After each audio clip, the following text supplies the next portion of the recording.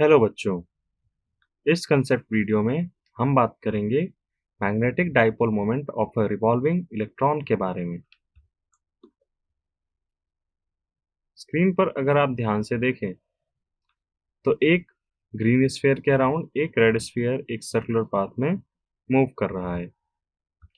ये green sphere से हमने एक एटम के न्यूक्लियस को रिप्रेजेंट किया है और इस फास्ट मूविंग रेड स्फीयर से हमने एक इलेक्ट्रॉन को रिप्रेजेंट किया हुआ है। इस सर्कुलर पाथ में इलेक्ट्रॉन द्वारा घूमने के कारण जो एंगुलर मोमेंटम क्रिएट होता है उसकी डायरेक्शन कुछ इस तरह से रिप्रेजेंट करी गई है। एंगुलर मोमेंटम को बच्चों याद दिलाना चाहूंगा, कैपिटल एल से रिप्रेजेंट करते हैं। बट खास बात यह है कि जब इलेक्ट्रॉन पॉजिटिवली चार्ज स्फीयर यानी कि पॉजिटिवली चार्ज न्यूक्लियस के अराउंड रिवॉल्व करता है तो उसके मैग्नेटिक मोमेंट की वैल्यू या मैग्नेटिक मोमेंट का जो डायरेक्शन होता है वो उसके एंगुलर मोमेंटम के डायरेक्शन के जस्ट अपोजिट होता है। ऐसा क्यों होता है बच्चों, हम आगे देखेंगे। थोड़ी सी बात कर ली जाए Niels Bohr's atomic model of a hydrogen atom की। तो नील बोर्स ने ये प्रपोज किया कि जो इलेक्ट्रॉन होता है वो पॉजिटिवली चार्ज न्यूक्लियस के अराउंड सर्कुलर ऑर्बिट्स में रिवॉल्व करता है। अब बच्चों, इलेक्ट्रॉन चूंकि एक चार्ज पार्टिकल है, चार्ज पार्टिकल कभी भी एक रीजन से दूसरे रीजन में मूव करता है, so we say that it induces a current और it generates a current. Actually में अगर आपने करंट इलेक्ट्रिसिटी चैप्टर में पढ़ा हो तो डेफिनेशन यही कहती है कि movement of charges from one region to another region और a specific time period generates a current. तो इलेक्ट्रॉन के इस रैपिड मूवमेंट के कारण एक करंट जनरेट होता है और बच्चों यही करंट इलेक्ट्रॉन के मैग्नेटिक मोमेंट की उत्पत्ति का कारण बनता है। अगली पिक्चर में आप देखेंगे तो इलेक्ट्रॉन के मूवमेंट के कारण, उसके रिवॉल्यूशन के कारण हम कह सकते हैं कि उसका मूवमेंट एक तरह से एक सर्कुलर करंट को जनरेट करता है, एक क्लोज लूप की तरह ये एक्ट करता है।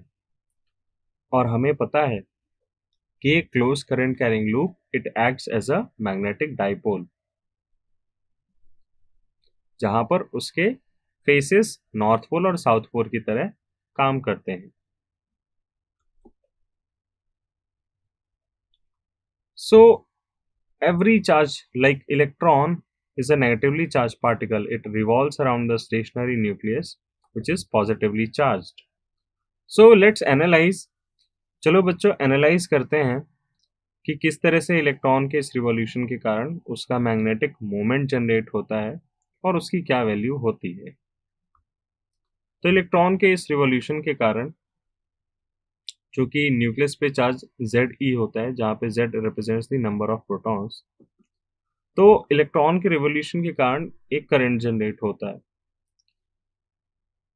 और उस करंट की वैल्यू हम लिख सकते हैं E upon capital T, where E is the value of charge on electron and capital T is the time period of revolution.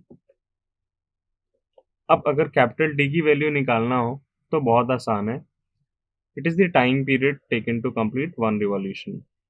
So it is equal to the length of path divided by the speed of revolution, which is equal to 2 pi r upon v. अब time period की value हम current वाली equation में रखेंगे तो finally हमारी equation convert हो जाएगी I is equal to E V upon 2 pi R, इस फॉर्मूले में। तो बच्चों करंट हमने निकाल लिया है। अब देखना ये है, जो इस डिस्कशन की शुरुआत में हमने बोला था कि एंगुलर मोमेंटम और magnetic moment just opposite directions में होते हैं, तो पहले हम मैग्नेटिक मोमेंट कैलकुलेट करते हैं। Magnetic moment for any closed loop is equal to the current circulating in the loop multiplied by the area of the loop. So it is equal to I into pi r square. Solve करने पे हमें value मिलती है बच्चों E V R by 2।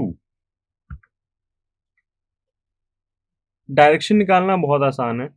जो भी हमारी loop में करंट की डायरेक्शन होगी हम राइट हैंड रूल वहां पे अप्लाई करेंगे। करंट की डायरेक्शन में अपने राइट हैंड की फिंगर्स को एडजस्ट करेंगे.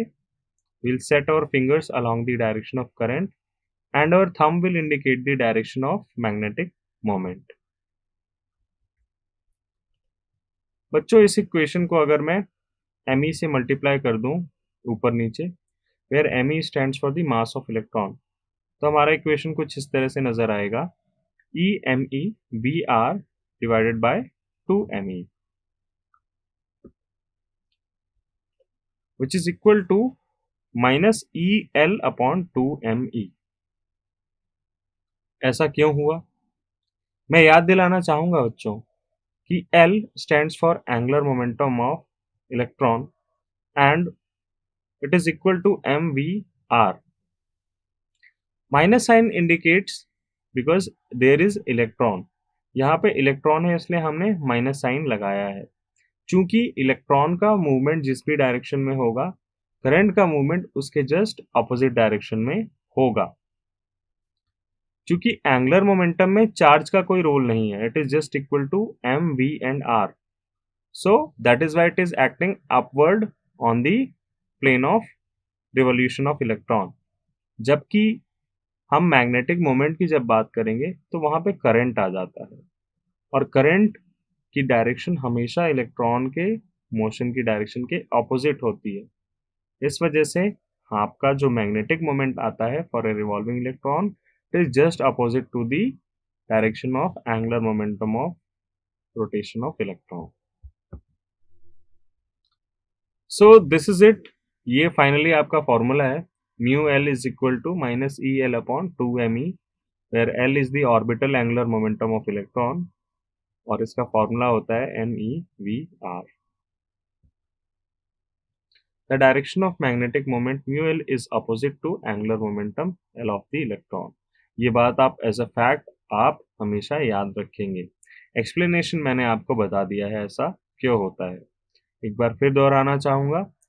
एंगुलर मोमेंटम में बच्चों अगर आप ध्यान से देखें, MEVR इसका फॉर्मूला है.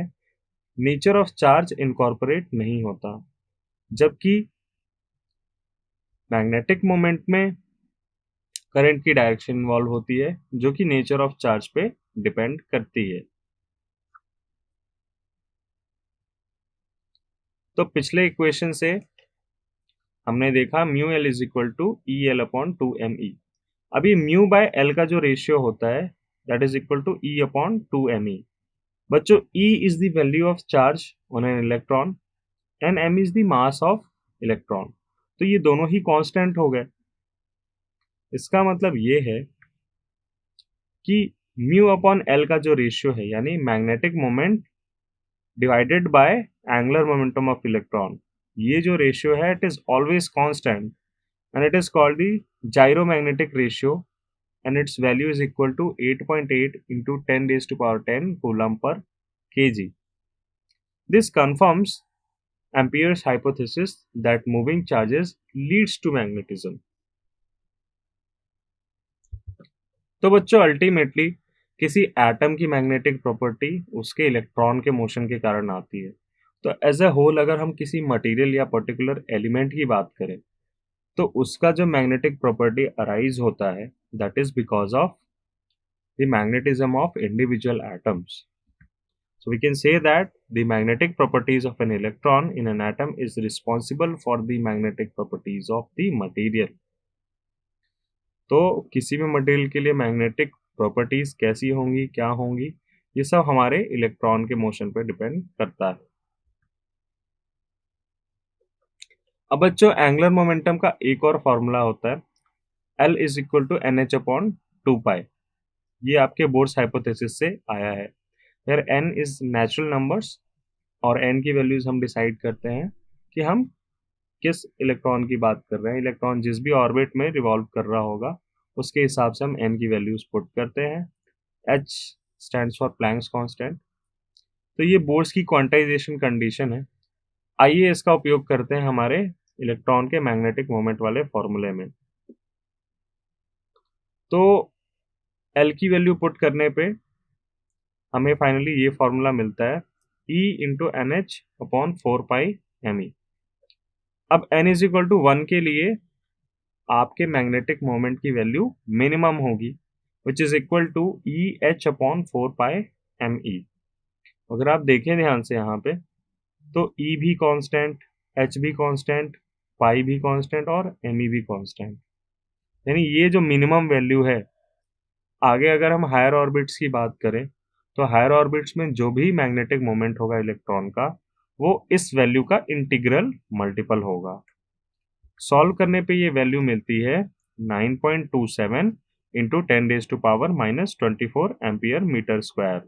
This is the minimum possible magnetic moment of an electron and is called Bohr's magneton। बच्चों इस वैल्यू को आप याद कर लें, ये बहुत इंपॉर्टेंट है, आगे न्यूमेरिकल्स में कैलकुलेशन में बहुत हेल्प मिलेगी। This is the minimum value of the magnetic moment of an electron, और इसको हम बोर मैग्नेटॉन भी कहते हैं।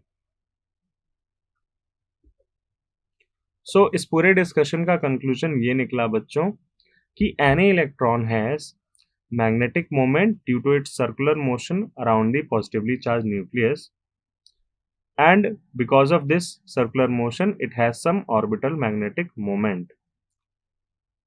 Any electron has intrinsic magnetic moment called spin magnetic moment। यानी इलेक्ट्रॉन स्पिन भी करता है, उसकी वजह से भी मैग्नेटिक मोमेंट अराइज होता है।